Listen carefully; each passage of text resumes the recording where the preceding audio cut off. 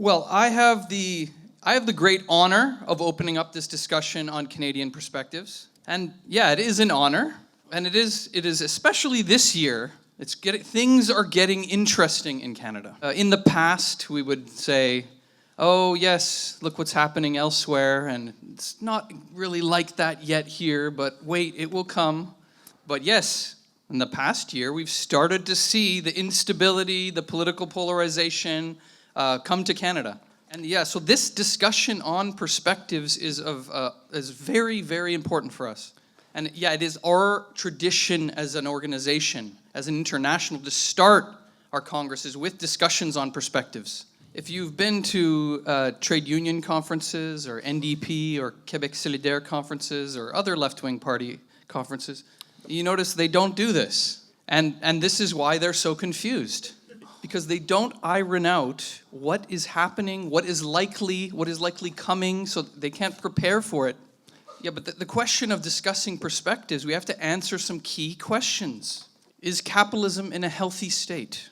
Are we facing a new post-war boom coming before us? Will the ruling class be able to buy class peace in the coming period? What is the mood amongst the working class? How will this mood change in the future? But these are all extremely important questions. And if you don't have a clear understanding of this, or you have a wrong understanding, any organization, no matter how big the size of it is, can be absolutely smashed by events, not be able to take advantage of events as they arise. So this discussion forms the basis of our action, so we can have some perspective on what is coming and prepare ourselves. And so yes, what is the situation in Canada? So as I said, up until recently, Canada seemed somewhat isolated from a lot of the processes in the world. That the Trudeau government represented this kind of island of stability in a sea of chaos. But now this is all changing. Let's just remember what's happened. Just at the beginning of the year, Trudeau was forced to resign. The polls had the Liberals 25 to 30 points down. It looked like they were going to get absolutely pummeled in the election. But now we've had a miraculous reversal and revival of the Liberal Party. And they've won their fourth term in a row. And we have Mark Carney, the elite banker, kind of the chosen candidate of the ruling class in power. He's tasked with piloting the ship through troubled waters, which is a nice way of putting it. I'd say a massive storm on the horizon. And yeah, already, we have to remind ourselves, already prior to the entrance of Trump, prior to the trade war, the Canadian economy was in an absolute dismal state. Just last year, according to the Business Council of Canada, which represents the top 150 CEOs, they said, Canada has essentially become a real estate and consumption economy. Yes, and this is true. Manufacturing has declined. It's half of what it was in 2000. And that has been one of the main pillars of the Canadian economy. The other pillar, oil and gas. Today, oil and gas investment is less than it was 10 years ago. Well, and as Fred explained, all of the Western capitalist countries have been having problems. There's been deindustrialization, but Canada's actually been declining faster than most of the advanced capitalist countries in the West. And from one of the most productive economies in the world, and now it's fallen to one of the last when you're just looking at the advanced economies. So yeah, according to the Business Council of Canada, Canada has experienced 7 years of no economic growth. You have falling productivity of labor, which is absolutely fundamental. Capitalism has stopped developing society. It's pulling things backwards. And this is not just some dry economic analysis. This was already having effects on the standard of living, which has been on a steady decline, which is ultimately at root of why Trudeau became so unpopular. Now, as I mentioned, this dynamic has kind of been cut across temporarily. The Liberals are back in power, and there are some illusions in Mark Carney. But I think most importantly for us, we have to understand none of the problems have been solved. Actually, quite the contrary. Everything's been accelerated. And the ruling class in Canada faces, I think, the biggest crisis they've ever faced. If you read the bourgeois news, you read economic analysis, Yeah, they're filled with words like existential crisis, reckoning. Yeah, so I think everything, we have to understand, everything we've known about Canada, the Canada you grew up with, the nice, peaceful, quiet, social democratic Canada, was the result of the post-war order and Canada's position within that order, which was a privileged position as a junior partner of American imperialism. And yeah, Canadian capitalism benefited massively from that relationship. The trade barriers were brought down, world trade expanded, you had a massive expansion of the productive forces. But yeah, as we discussed in the last session, there's been a changed balance of forces in the world. Yeah, and the power of American imperialism has reached its limits. In many ways, it reached its limits a long time ago, actually. And Trump is a recognition of that they can no longer impose their will on the world. Yeah, and the result of this is it's eroding the entire post-war order. Protectionism is on the rise everywhere. And this has a huge significance for Canada. What was once a strength has now become a massive weakness, getting squeezed out by the bigger powers. Now, Mark Carney is filled with all sorts of illusions in the grandiose power of Canada. He says, okay, if America's not going to lead, Canada will. Le monde. I really wonder what other countries think of that. You know, you and whose army? Yeah, it's not a question of diplomacy or being nice to other countries. It's a question of economic and military might, ultimately. Yeah, and Canada represents very little in that game. So yeah, already prior to Trump, you had this really dismal situation with capital investment fleeing the Canadian economy, with the economy essentially stalled, productivity of labor declining. Yeah, and in this situation, enter Trump, who is both a symptom of the crisis and a massive accelerator of all the contradictions. Yeah, he's a result of the deep problems in the United States, where millions of jobs have been lost, sent overseas due to free trade policies, which is actually partially one of the ways that the capitalists were trying to deal with the crisis. As wages were either stagnant or declining, they could kind of justify this by having cheaper commodities that were produced with cheap labor in other countries. But now this is biting them in the ass. Yeah, and Trump has really tapped into this. There's anger in society, claiming he's going to bring the jobs back. You may have seen this funny video made by someone in China showing overweight Americans in a textile factory. And they're saying, do you really want those jobs back? But yeah, Trump is claiming he's fully prepared to use the economic might of American imperialism to exact concessions. Yeah, and he has no qualms about using it against so-called allies, which the relationship with Canada, he said, why were we doing this? Just because of tradition? He doesn't care about that. He's, they called him, he's transactional. And he negotiates like a New York real estate guy. Yeah, using his strength to crush opposition and opponents ruthlessly. And this one using tariffs to try to basically take jobs from other economies and export the problems of American capitalism to other countries. So yeah, this is a massive attack on that rules-based order that was established after World War II, and it has huge consequences for Canada. So yeah, the breakdown in trade, no matter how far it goes, actually, will be disastrous. They could even remove all the tariffs, and the Canadian economy would still be in a horrible state. But yeah, there are still tariffs on many key products from Canada. Yeah, and key sectors of the Canadian economy, oil, automobiles, lumber, etc., are all integrated with the American economy. So yeah, the Canadian economy completely dependent on the American, with 77% of exports going to the US market. In particular, 93% of automobiles and 87% of oil and gas goes to the US. And we're already seeing the consequences of this just in a short period of time. There's threats of factory closures all over Ontario. There's Stellantis in Brampton and Windsor. There's GM Oshawa. There's the GM Kami plant. This is just to name a few. Honda has also said they're pausing production. So it's not surprising that in this context, what have the ruling class been doing? Yeah, they promoted this elbows up. We're all on the same team. And this is the mood that Carney rode to power.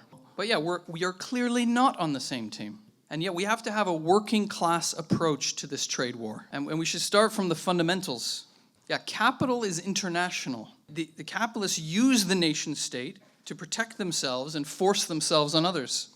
And they do this either using free trade or protectionism.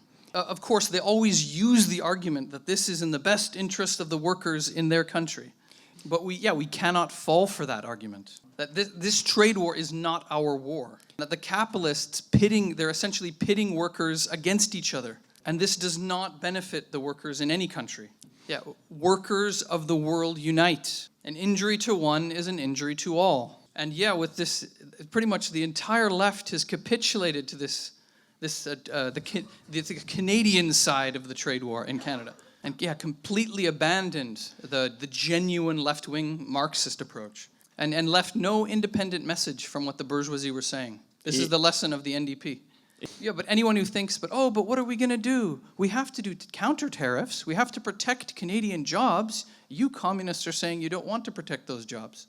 It's exactly the opposite. Counter tariffs don't protect jobs. And actually, yeah, the great epoch of protectionism in the 1930s, you had a trade war between the US and Canada, and it turned the stock market crash of 29 into the Great Depression, and you had 30% unemployment in Canada. Of course, each side had the same argument. We're defending ourselves. We have to defend our jobs. But it was a race to the bottom, and working class people did not benefit from that at all.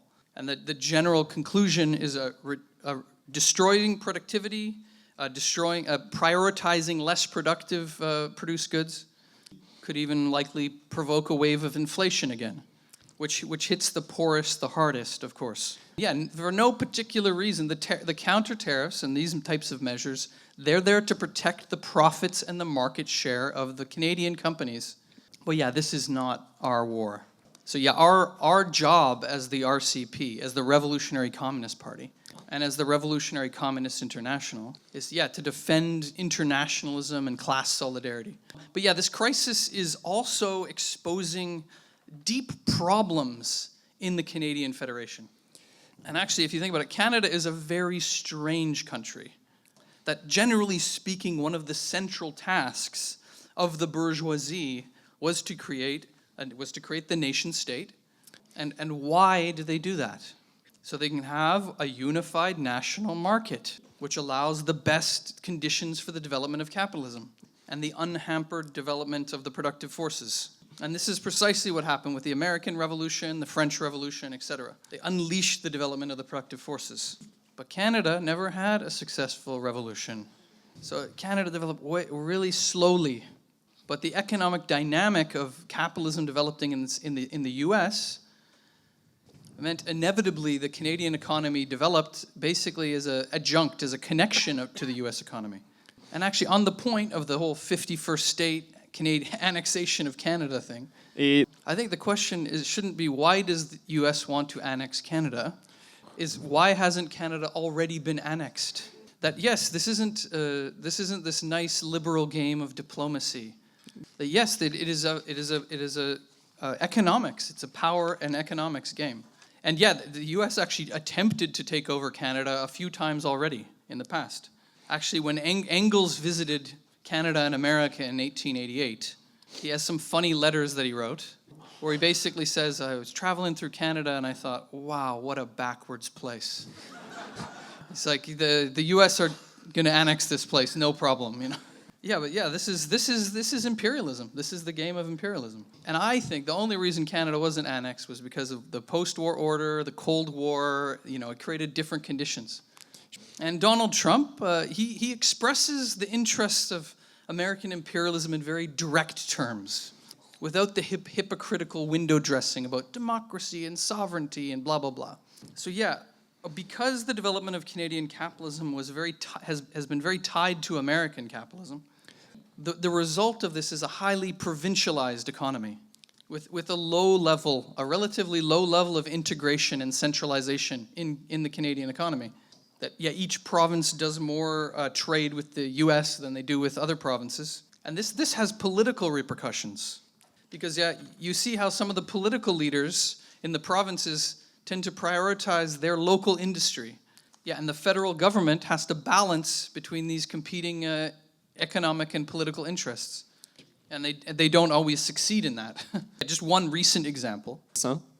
Canada has attempted to artificially create an electronic vehicle industry by giving massive subsidies to, funny enough, not Canadian companies. Last I checked, Stellantis and Northvolt are not Canadian. Yes, and in order to do this, they also implemented a 100% tariff against Chinese electric vehicles, which is an admission that Canada's weak, that they cannot compete. But what was the result of this? That China, the Chinese government is not stupid. I think they're very crafty and they know how to expose weaknesses, much like Trump actually. So they retaliated with a 100% tariff of their own. They didn't tariff Canadian vehicles. Nobody in China would buy a Canadian vehicle. It doesn't make any sense. They put a 100% tariff on Canadian canola and potash. Ontario or Quebec probably doesn't really care about that. Those are not big industries in those provinces. Yeah, so Doug Ford is 100% in favor of the tariff on Chinese electric vehicles. But this led Scott Moe in Saskatchewan to say, because Saskatchewan is some of the main industries is canola and potash. He said, you've implemented a tariff to protect a non-existent industry in Ontario. And the result is punishing a real industry that exists in Saskatchewan because most of the canola and potash from Saskatchewan and Alberta is sold to China. And if you think about it, this whole gamble with creating an electric vehicle industry is really, really short-sighted, which it's kind of almost an example of the imperialist conflict in the world between China and America. Yeah, you have Tesla and BYD. Those are the main ones, and they're squeezing everyone else out. And to think that little old Canada is somehow going to compete in this is short-sighted. And yeah, the Quebec government's already admitted that they've lost hundreds of millions of dollars on Northvolt. But they are too far in, and they're going to keep giving them money. But this is just one example of the competing kind of economic interests within the Canadian Federation. And this is all played into the Western alienation that we've discussed a lot in the past, which is a feeling that's existed since the very beginning of the country and has only been exacerbated in the last decade, where the Western provinces, mainly Alberta, but also Saskatchewan, feel that the Eastern provinces, in particular Quebec and Ontario, their interests trump everything else. And there is some truth to this, if we're honest, that almost 2/3 of the population, or I think more than that, are in these two provinces. Also, both Quebec and Ontario have manufacturing and steel and aluminum industries. Under capitalism, any government, for really opportunist, usually electoral reasons, will want to prioritize this, even if it comes to the detriment of industries in other provinces. So yeah, Danielle Smith, the Premier of Alberta, has been stoking the fires of Western alienation. Yeah, she broke from Team Canada. She wouldn't sign the joint declaration. She went to Mar-a-Lago, met with Donald Trump. And now, unsurprisingly, because the Liberals won again, there's a massive anger in Alberta. And there's a separatist movement. Actually, some polls show there's more support for separation in Alberta than there is in Quebec. And Smith is making it easier for a referendum to be held. Normally, if you wanted to hold a referendum, you'd need to get over 600,000 signatures in a 90-day period. Instead, she's lowering the bar to just 177,000 and gives 120 days to get the signatures. Yeah, and there's a number of reasons why Smith is doing this. There's nothing like a good distraction from the problems that you're dealing with. And Smith has been caught in the middle of corruption scandals. And there's a developing, very militant trade union struggle. The unions formed a common front. Yeah, and the public sector employees voted 90% in favor of strike action. So yeah, it's in Smith's interest to divert attention. She's also having problems in her own party, which is called the United Conservative Party. And the reason for that is they already had a split in the past, which is one of the reasons why the NDP got elected in Alberta. And if we were to describe the general split in the party, you kind of have these big bourgeois conservatives. And they're all opposed to separation. They know that's bad business. Which I think this is why Smith is saying, well, I'm not in favor of separation. Et je pense que c'est pour ça que Smith dit que... But we got to give an outlet for the anger. People should voice it through a referendum. But yeah, there was a poll that showed 60% of UCP voters are in favor of separation. So yeah, there's a split between these big bourgeois conservatives and then the sort of like populist ranks, if you will. Yeah, and Smith claims the referendum is necessary to stop the creation of another party. Yeah, she's essentially playing with fire to try to keep her party united. There's a similar sentiment in Saskatchewan, although it's not as developed. And yeah, Mark Carney has a really tough situation before him. So yeah, what's the communist approach to this? Well, it's similar to the trade war, I would say. The interests of the workers in Quebec and Ontario are not opposed to the interests of the workers in Alberta or Saskatchewan. And we should fight this dialogue that's trying to posit as a conflict between the East and the West, an inevitable conflict. Yeah, it's not East versus West, it's workers versus bosses. Yeah, the oil bosses are the ones who had been firing people in Alberta. The amount of money that has been siphoned off of the resource sector into corporate bank accounts, not to all Albertans, is immense. Yeah, so yeah, we have to defend a genuine internationalist working class approach. Yeah, and demonstrate the bourgeois interests behind a lot of these things. Yeah, and show there's working class anger that sometimes gets funneled into movements like this. Now, unfortunately, the left, at least the mainstream left, has capitulated not just to a Team Canada approach, but quite often to a provincial approach. And there is a certain logic to this, actually. If you accept capitalism, then yes, under capitalism, the workers' interests are tied to those industries. And this is why Rachel Notley, when she was in power in Alberta, came into power, rode a wave of anger against the oil bosses into power, had promised a review of the royalties, the money that they get from the oil companies, but yeah, was soon had the sense knocked into them that it's bourgeois democracy. It's not democracy, actually. The bourgeois decide. And in Alberta, that's a very small number of oil barons, basically. And pretty quickly, Rachel Notley and the NDP had totally capitulated. And they were capping public sector wages and giving subsidies to oil companies. And then, yeah, they started using almost identical talking points about, oh, Ottawa doesn't understand, look, it's the East, you know. Now, the logic was they had to do that because otherwise they wouldn't be popular.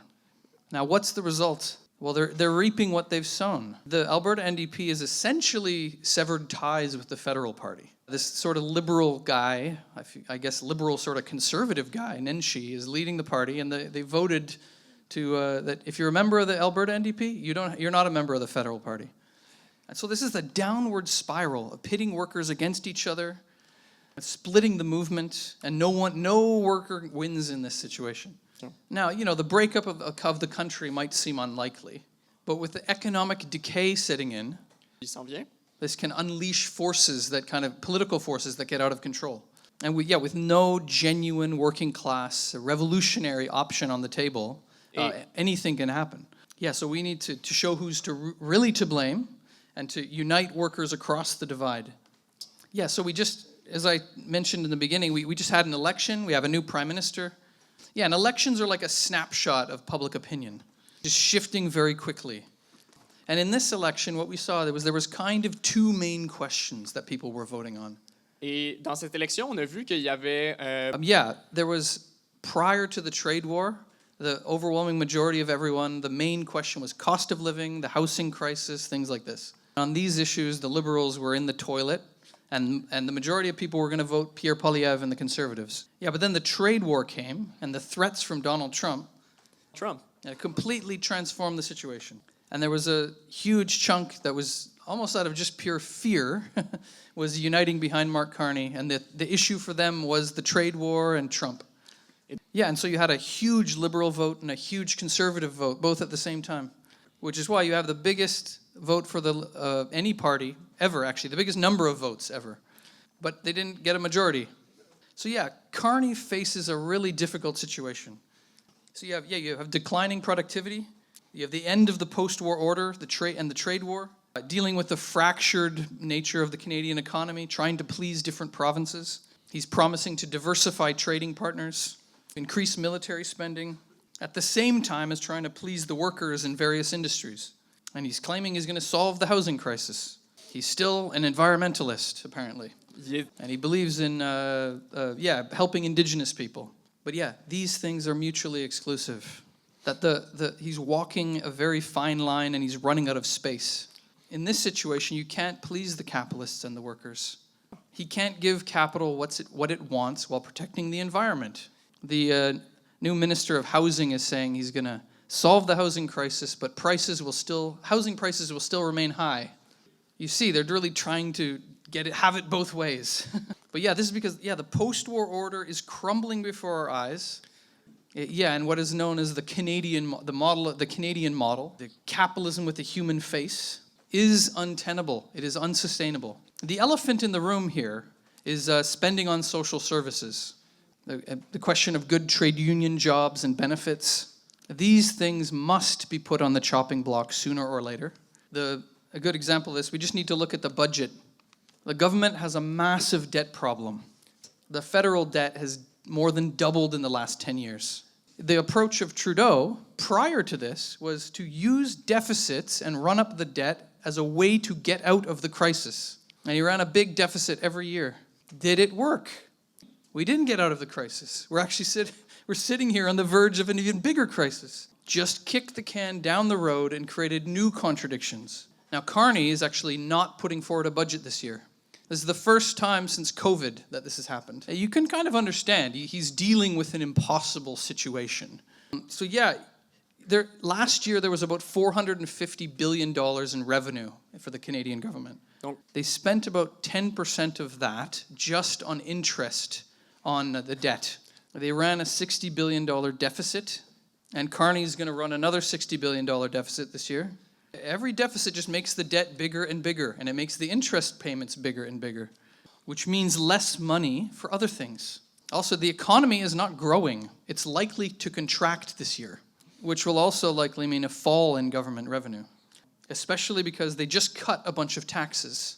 They cut the capital gains tax, they cut the carbon tax, and they cut income taxes, which will cost dozens of billions of dollars every year. Carney also says he's going to spend $31 billion on new military spending. They're increasing spending on the RCP and border security. And they're going to spend billions on corporate welfare, tens of billions of dollars on corporate welfare. So as you can see, they're going to spend more money while making less money and spending more money on interest payments. How will they get out of this mess? So Carney says he's going to balance the budget in 4 years. He's going to balance the operating budget, which is just a fancy way of saying he's going to implement austerity measures, cuts to social services. And already he said he's going to find $28 billion in efficiencies. Nice word.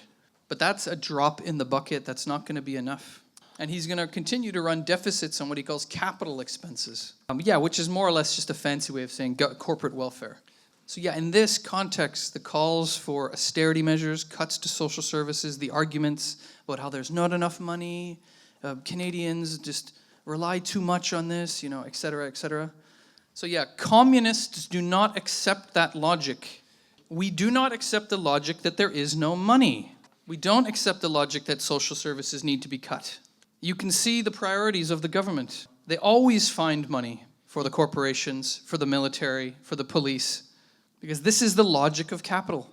And cuts are just one element in the class war. It's a way of the bourgeoisie offloading the cost onto the backs of the workers. But there's more than enough money in society. And the labor movement must go to war on this question and not accept any cuts. And that's what the RCP stands for. And we should prepare for this. You can see there's a contradiction written into the basic fabric of the government finances and the economic situation that will have to be resolved one way or the other. So what we have before us is a perfect storm. It's an economic decay, a falling productivity of labor, the trade war, the pressures of militarism. And Canada is really a small fish in a big pond here. And the effects are going to be massive. That old Canadian way of life is going to be, they're going to attack. It's going to be smashed. So what does the Revolutionary Communist Party fight for? So we don't accept the logic that there must be cuts to social services. We fight tooth and nail against militarism. We fight against every attack. In this climate of the trade war, the menace of inflation could become a real threat again. As the international division of labor is destroyed, supply chains are dislocated, goods are tariffed. Already, many stores, Walmart said this the other day, they're going to increase prices. Donc, So yeah, what do we say? Well, wages should be pegged to inflation. That's the only way to guarantee that the workers can still afford to pay the bills. We didn't create inflation. It's not our trade war. We fight for the interests of the workers, the direct interests. And we fight for this approach in the labor movement. And this should be the policy adopted. It should be written into every single trade union contract. But that's actually only for those that keep their jobs. We're already seeing the effects of the crisis. As I mentioned, Honda's pulling out, moving production to the US. Stellantis has paused production. GM is scaling back production in Oshawa, Ingersoll. And actually, yeah, March, there was 33,000 jobs lost. This was the largest loss in 3 years. And unsurprisingly, 7,000 of these jobs were manufacturing jobs. Now, in April, the Canadian economy added 7,400 jobs. Yeah, which I read some economic analysis where people like, yeah, the Canadian economy is strong, it's adding jobs. But this is an example why you can't have a superficial analysis of these things. Because what actually happened is Canadian economy lost 35,000 manufacturing jobs in April. But included in these numbers are a whole bunch, tens of thousands of jobs for political parties and for the government for the election, which obviously only existed for about a month. So yeah, what you're seeing here is you're starting to see an acceleration of job losses in the manufacturing sector. At least 500,000 jobs are at risk in Ontario alone. Yeah, we're barreling towards disaster, and no one's doing anything about it. So yeah, what's the approach of the RCP? Well, we do not trust these private companies. Why would you? Because what are they prioritizing? It is capitalism after all. They're prioritizing Canada, right? Not.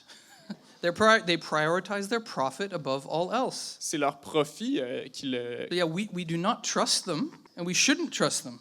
They're playing with the lives of hundreds of thousands of workers. So yeah, any one of these companies, okay, Stellantis, open your books. Why aren't they made public? Okay, General Motors, Honda, same thing. I thought we were all on the same team. Don't you trust us? Oh, we aren't on the same team. But ultimately, this is the situation. We cannot control what we don't own. Now, what you have here is a ridiculous situation where trade union leaders, Lana Payne, the president of Unifor, the biggest private sector union in the country, who's going around hand in hand with the big industry bosses, talking about how unfortunate it is that there's all these job losses. Oh no, boo-hoo. And wouldn't it be a good idea if the government just gave them more money? Of course, these companies like that. They're like, oh, a trade union leader that's arguing for us to have more money. Wonderful. But yeah, this is the result of accepting the capitalist system. That in the biggest crisis, instead of fighting the system to show that's what the system is, you see that the reformists are closer. They unite with the bosses, actually. Yeah, all of these government programs, finance, subsidy programs for the big businesses, they do nothing to change. They don't change market forces. They can't guarantee profitability. And already the Canadian state has been already doing this for decades.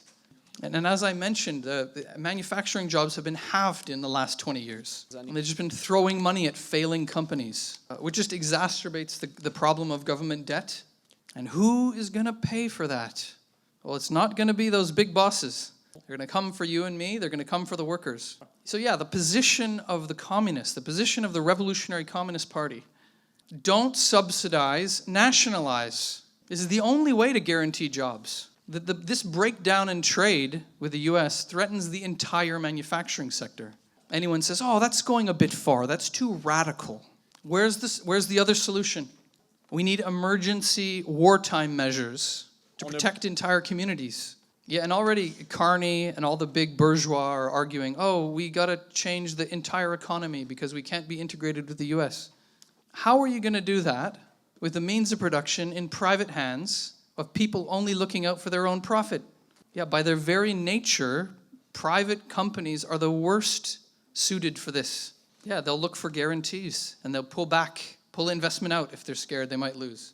And you don't have to take it from me. That's what they're doing now. You can already hear the objection to nationalizations. Who will pay for that?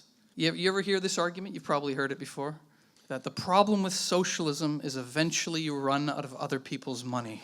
It's really quite incredible how the right wing comes up with an argument that's the complete inverse of reality. They've taken hundreds of billions of taxpayer money and given it to these companies. And they've continued to lay people off because we cannot control what we don't own. No, so they don't need to be, we don't need to pay for it. We paid for it 1,000,000 times over. Also, this is not without even mentioning that who is the productive class that creates all the wealth anyway? Yeah, that the bourgeois is basically been appropriating all the wealth off the back of the workers through this entire process. So no, they don't need to be given compensation. In many ways, they've been holding the government hostage. That they know if they just say, oh, we're pulling out investment, and then they wait, and then the government gives them a big sack of cash. But yeah, nationalization is just the first step. And because the jobs are being lost now. And this is related to another thing. The RCP fights for militant class action. If someone says, oh, but you have to support Team Canada to protect jobs. No, our program is to actually protect jobs. Stellantis should be occupied. GM Oshawa should be occupied. Honda should be occupied. Every company that takes their money out of the economy, workers should down tools and occupy the plant. Yeah, revive the best traditions of our class. That's what we stand for. We run the factories under workers' control and demand that they be nationalized. This is what the RCP stands for. That we fight for this. We fight that the labor movement should organize this, to spread this movement, to build this movement and spread it. Yeah, many people will probably say, oh, that's too radical, that's not realistic. But here you see where realism leads you. Their realism is job losses and entire communities being destroyed. So yeah, faced with this crisis, it's quite incredible. With millions of workers afraid, and they're both afraid, they're angry, they're looking for answers. It was mentioned in the last session, the left has never been so miserable. I think there's this idea that it's easy when you're having problems to look outside to blame someone else. So what's the problem? Oh no, there's a big everyone's right wing now. No. Oh, there's fascism everywhere. This is an argument that's basically meaning, I did nothing wrong, we did nothing wrong, it's just some force outside of our control. But yeah, the fact of the matter is the left long ago abandoned the struggle for socialism and abandoned a class approach. And so yeah, right at the moment, when this argument would really make sense to people, the left is not making that argument. And so yeah, into this vacuum. And actually the left failed. We talked about it in the last session. You had the NDP get elected in Alberta and many provinces. Yeah, and got a historic election result in 2011. Yeah, you had the electoral breakthrough of Québec solidaire in Quebec. The closer these parties get to power, the more they try to make themselves seem reasonable. But reasonable to who? Reasonable to the establishment, reasonable to the big business interests, to the ruling class. Yeah, the NDP removed socialism from its constitution. And Québec solidaire, you had Gabriel Nadeau-Dubois become leader, and his clique of sycophants basically took the party further to the right. And what's the result? Is that this like kind of anger in the class is not being captured by the left. It's being captured by the right. And we saw this in the federal election, which, yeah, we really need to look beneath, under the surface to see what was happening. The Conservatives won the youth vote. Yeah, why? Well, if you listen to what Pierre Poilievre was saying, he was demagogically appealing to the working class. He was angry. He was speaking, oh, his tone, he's so divisive. Yeah, and the liberal establishment can't stand that. Yeah, we're supposed to be nice. The only problem is society is divided and people are angry. So yeah, this tapped into something. You saw this big demographic shift. So yeah, they also won the trade union vote. Mostly in blue-collar workers, working class communities. Yeah, they stole a whole bunch of ridings from the NDP, traditional NDP ridings. Yeah, they won Windsor, Oshawa. They won a lot of, they made a big gains in the 905 area just outside Toronto. Just as a small example of what was happening, the NDP lost Winnipeg riding, which they've held for a long time. And they thought it was a great idea to stand this candidate that was a business owner, a progressive business owner. And and this is a very working class riding. And what did the Conservatives do? They put forward a guy who's an electrical worker, and he's a member of a union, and he ran. He said, I am a member of a union, and they won the riding. And this happened in many ridings across the country. So you can see what was happening. There was a certain class polarization that in a distorted fashion, some of that anger went into the conservative vote. So yeah, the left needs to go back to its roots, fight for the working class, fight against the bosses, and explain where the real problem lies in the capitalist system. And one very important question here is not falling for lesser evilism. Now, Jagmeet Singh, we had an interesting version of lesser evilism in Canada, that they started this supply and confidence deal with the Liberals. They propped up the Liberal government during the biggest cost of living crisis in a generation. So inevitably, the anger was rising and looking for an outlet and started going into the Conservatives because Pierre Poilievre was speaking about the working class and railing against the government. And then the argument was, oh no, well, we can't break the coalition because Poilievre will win. So Jagmeet Singh says he has no regrets. And they were holding on. They were holding on in spite of everything. As the government was funding a genocide, as they violated the right to strike of multiple unions last year. But oh no, the Conservatives might get in. So yeah, Jagmeet Singh, no regrets. So he's basically happy about the situation because the Conservatives didn't get in. So he's basically bragging that he helped Mark Carney get elected. In the same interview where he talked about that, he's also like, oh, but Carney, he's going to cut $28 billion. That's not good. Well, this is the type of hypocritical crap that working class people are sick of. So we'll see what happens with the NDP. But yeah, the result of this is they got their worst electoral result ever. They got absolutely crushed. But yeah, we'll see what happens. Definitely the NDP brass, the bureaucracy, who are ultimately responsible for this entire process. Yeah, with their failed outlook, their failed strategy. We should keep our eye on it, but they're going to maneuver to try to get a safe candidate in. Basically someone who's like a liberal. Yeah, we'll see what happens there. But so far the so-called left of the party is basically saying they have no regrets either. Yeah, Matthew Green, who is a left-wing MP, got defeated in a working class riding in Hamilton, says he has no regrets about what they did. Il dit qu'il n'a aucun regret. Alexandre Boulouris, a candidate that he won his seat in Montreal, basically claims there's nothing that could be done. Right, nice excuses. Similar situation with Québec Solidaire. Doesn't really know what they stand for anymore. Actually, I saw a funny thing where one of their members of parliament, Alexandre Leduc, basically said, I'm considering maybe running to be a spokesperson, but tell me what you think I should run on. I have no ideas. Parce que je sais pas d'idée. I know nothing. I don't have any principles of my own. I'm so confused. And actually, yeah, they don't know what they stand for. There was an interesting example of this lately. An interesting example of the problem with Québec Solidaire. So you had party spokesperson Ruba Gazal had a discussion with Jean-Luc Mélenchon from France Insoumise. Now, Mélenchon's not a communist, of course, but he has some backbone to him, not like the QS leaders. And Mélenchon said, we need to stop trying to be accepted by the media. We should stop trying to be accepted by the establishment. He said, they're on the other side anyway. And he said, yeah, don't be afraid to be divisive. And he explained correctly. He said, workers are intelligent. And if you put forward a clear argument, they will figure it out. They will see through the lies of the right wing. Now, Ruba was clearly shocked because it's the complete opposite of the way that the QS leaders see it. She actually came out the next day with a post. We said, very good discussion, but we did disagree on some things. The divisive thing, that's just a French thing. And in Quebec, we believe we're consensual. We believe in consensus, basically.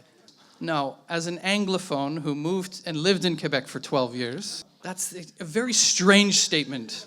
Quebec is one of the most divided places I've ever known. I actually couldn't believe that politics was so divided. Yeah, there'd even be like political fights and brawls and like mass arrests, violent debates over Quebec independence and nationalism and violent strikes. But this shows the problem with the mentality and the vision of the leaders, the reformist leaders. They don't see the reality. Society is divided. It's divided on class lines. And yes, the working class is the force of the revolution. And we have to fight to represent the working class. And yes, the anger is rising and people are looking for, yes, a divisive leader. And so, yeah, we see the result. Québec Solidaire is now 5th in the polls. They're 10%. Behind this weird far, or I don't even know if you call it far right, but it's a Quebec conservative party. That's kind of a, right populist party. They have no seats in the parliament. But yeah, QS is behind them. And QS is even 4th amongst youth. I remember when QS was 1st amongst the youth. Yeah, this shows you the bankruptcy of reformist parliamentary attitudes. Yeah, the working class people hate the institutions of bourgeois democracy. They don't like them. They don't trust people that are too close to them. What we're seeing in this situation is organizations being put to the test. And the main organizations of the left have moved so far away from socialism and the working class, so embedded in bourgeois parliamentary tradition, that the workers can't even see them. Or if they do, they see them and they think, that's very weird. Now this will eventually change. We also have to understand that. It's not as though it's just everyone's going to join the RCP and then we'll be the mass party of the working class next year. But the pressure of events will force the working class into action. The workers will create their own organizations. They'll shake up old organizations. But for now, we must boldly stand up in this situation. Show that the RCP is different. People are looking for principle. So we need to show we're principled class fighters. So this is the situation in Canada. So you had this comeback for the Liberals, but none of the problems have been solved. You have this economic decay of Canadian capitalism. You have the trade war, and Carney cannot solve any of this. And there will, sooner rather than later probably, be those illusions in Carney will fall away. And there will be huge anger. There's this fracturing in the Canadian Federation. There's right populism with the Polyev. You have nationalism and provincialism of all sorts. We must provide an internationalist proletarian response to this. Fight for nationalizations, economic planning, wages pegged to inflation, and militant working class action to fight for this. And we have, the Revolutionary Communist Party, we have great confidence. We're not stuck in the current situation, crying, being depressed about it, because we have a general understanding of the historical process, because the tide of history is moving in our direction. The bourgeoisie are losing the room to maneuver that they had in the past. Yet the reformists have no leg to stand on. Reformism has to offer reforms, and it has to give reforms. But because they accept capitalism, capitalism cannot give reforms. So none of them have any solutions to the crisis. All they can do is delay the inevitable a little bit. But we are in a race against time, comrades. Because the coming years we're going to see some of the most turbulent events, turbulent times. And we're in a race against time to build the forces of communism. There's going to be lots of opportunity for us to do this, as long as we have the ideas that can help explain what is happening to people. Now, we've grown a lot in the last year or two, but there's no straight line to growth. Our party is not like other parties. We are a party of a new type. We are building a party on the lines of the Bolshevik Party that led the workers to power in 1917. We are a party of revolutionary Marxists. So at every step of the way, we're building not just numerically.